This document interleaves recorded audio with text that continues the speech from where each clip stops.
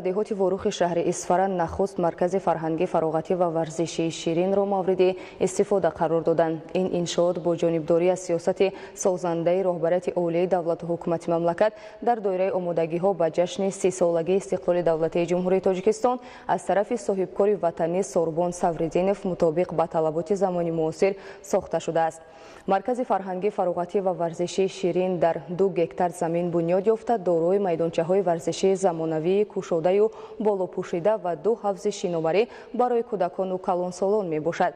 Майдончаҳои кушода ва болопӯшидаи маркази хизматрасонӣ барои бозии футболи хурд, волейбол, баскетбол ва дигар намудҳои варзиш пешбинӣ шуда, барои варзишгарон ҷойҳои либосивазкунӣ ва дигар шароити зарурӣ муҳайё карда шудааст. Ҳамчунин дар ин марказ 3 суҳбаткада ва боғи истироҳатӣ бо аттраксионҳо бунёд карда шудааст, ки ба макони асосии истироҳату фароғати сокинони деҳоти Ворух табдил ёфтааст.